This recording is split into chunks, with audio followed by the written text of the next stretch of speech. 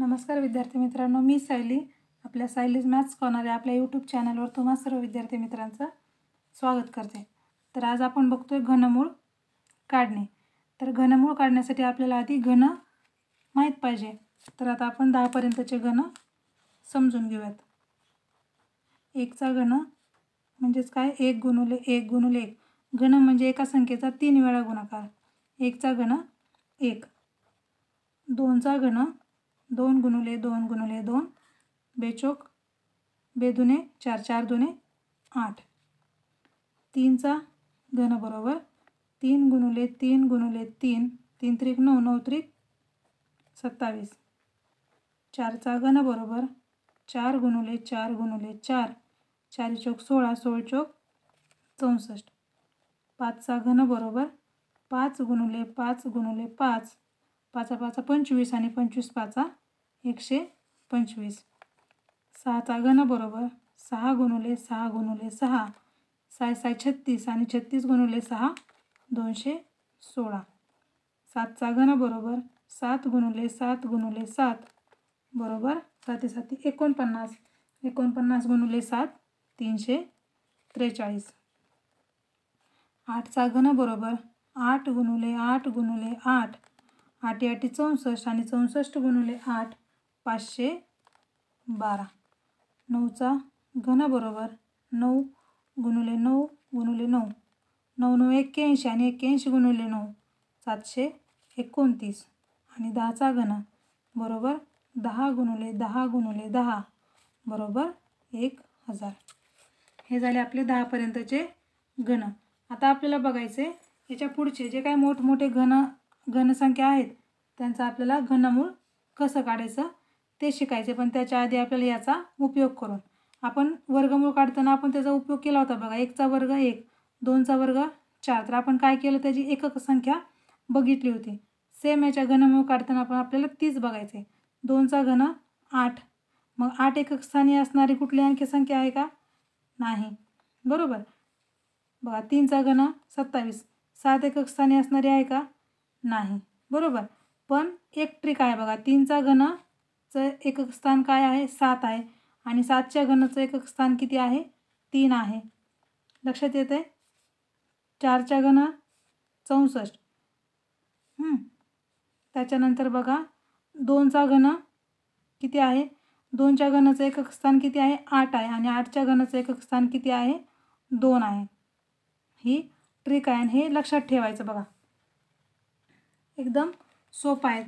2च आहेत बघा. 2 च्या घनचं एकक स्थान 8, 8 च्या घनचं एकक स्थान 2, 3 च्या घनचं एकक स्थान 7, 7 च्या घनचं एकक स्थान 3.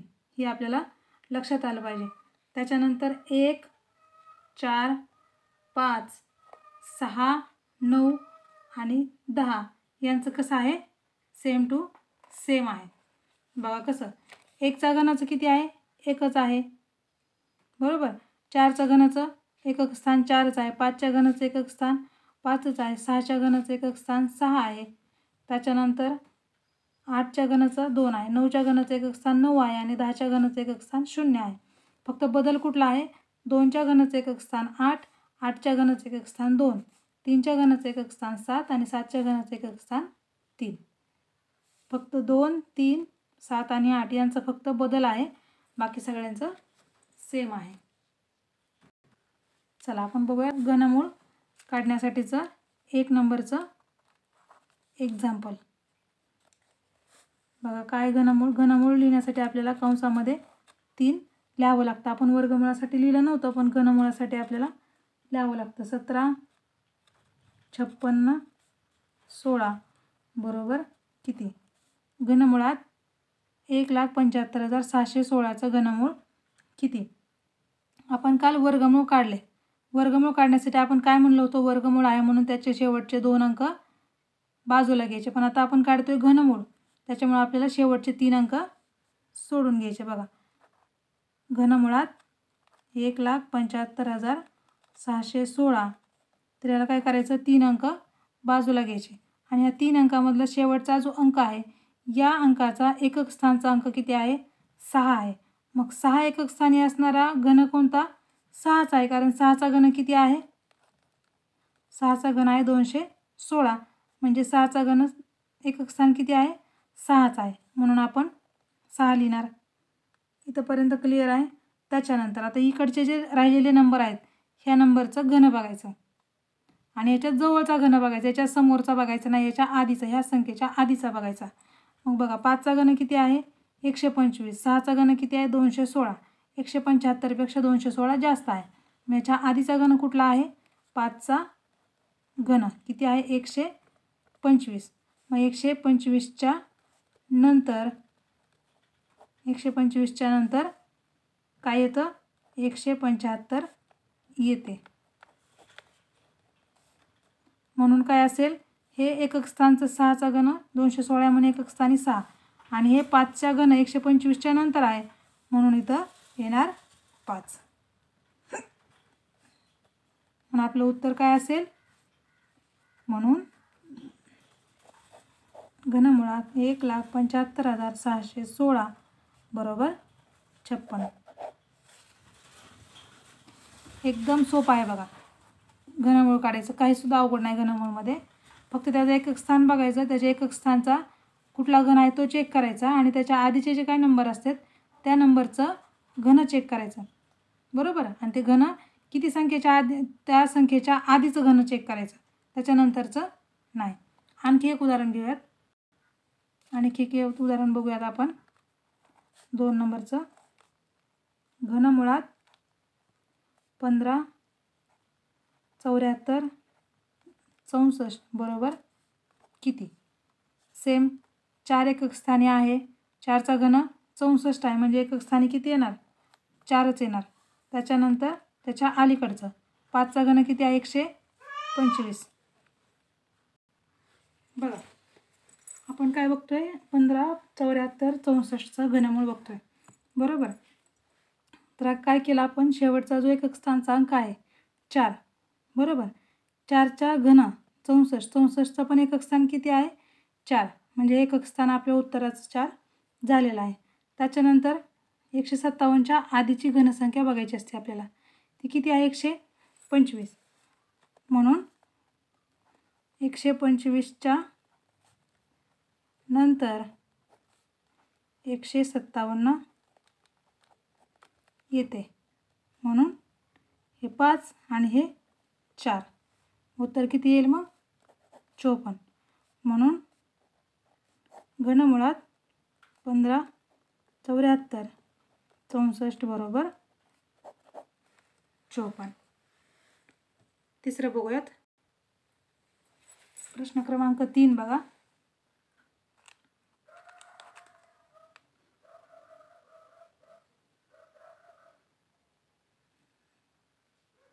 प्रश्न क्रमांक 3. घनमुळात 47 45 52 बरोबर किती. काय करायचं, 2चे एकक स्थानी किती आहे आपण बघितलं, 2चा घन किती असतो 8 असतो, म्हणजे त्याचे एकक स्थानी किती येणार 8, म्हणजे आपल्या उत्तराचे एकक स्थान 8 असणार. हे तर फिक्स झालं. आता आपण घनमूळ काढतोय म्हणून शेवटचे 3 अंक बाजूला घ्या, सुरुवातीचे 3 अंक चेक करा. मग आता कितीचा घन बघावा लागेल आपल्याला 7चा घन. 7चा घन किती असतो 343. 7चा घन 343. 8चा घन किती असतो 512, जो 474पेक्षा मोठा आहे. आपल्याला किती पाहिजे 474पेक्षा लहान पाहिजे, म्हणून 7चा घन 343च्या नंतर 474 येते, म्हणून हे 7 आणि हे 8, तर किती असेल 78. म्हणून घनमुळात 47 45 52 बरोबर 78. एकदम सोपं आहे. प्रश्न क्रमांक 4 बघा. 4 प्रश्न क्रमांकाचं काय येतं बघा. घनमुळात 57 17 87 बरोबर किती. 57 17 87 बरोबर किती. लास्टचा अंक किती आहे 7 आहे आणि 7चा घन किती असतो 343, त्याच्यामुळे जर एकक स्थान किती येणार 3 येणार, म्हणजे आपल्या उत्तराचं एकक स्थान 3 असणार. मग 571. 571च्या आधीची घनसंख्या चेक करायची. मग 8चा घन किती असतो? 512. 9चा घन असतो 729 आणि 729 571पेक्षा मोठा आहे. आपल्याला याच्या आधीचा घ्यायचं आहे. ही आपली ट्रिक आहे. म्हणून 8चा घन 512च्या नंतर 571 येते. म्हणून हे 8 आणि हे 3 आपलं उत्तर असेल. म्हणून घनमुळात 57, 17, 87 बरोबर 83. एकदम सोपं आहे की नाही? आणखी बघूयात उदाहरण. प्रश्न क्रमांक 5 बघा. घनमुळात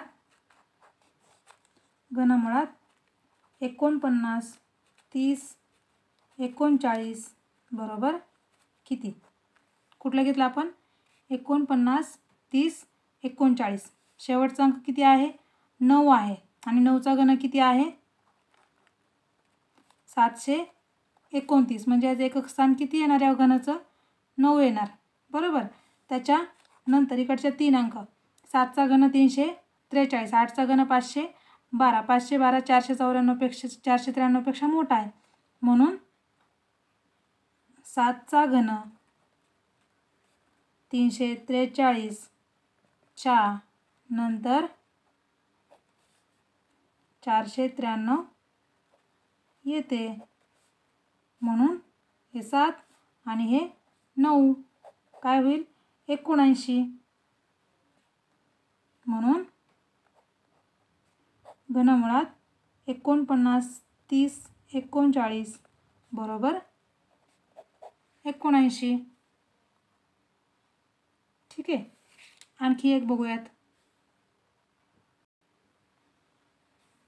जेणेकरून तुमची कन्सेप्टच क्लिअर होऊन जाईल. ठीक आहे. बघूयात आपण. घनमुळात 75, 35, 71 बरोबर किती? शेवटचा अंक किती आहे? 1. 1चा घन 1 म्हणजे याचं एकक स्थान किती येणार? 1 येणार. त्याच्यानंतर 3 अंक. हे 3 अंक बघा 729च्या नंतरचे दिसतात आपल्याला. बरोबर आहे. आपल्याला काय पाहिजे? 729 याच्या आधीचा नंबर पाहिजे. 753च्या आधीचा नंबर घनसंख्या कुठली आहे? 729. 9चा घन 729 आणि 729च्या नंतर लगेच काय आहे? 753 आहे. च्या नंतर 753 आहे. म्हणून हे 9 आणि हे एकक स्थानचं 1 किती होईल?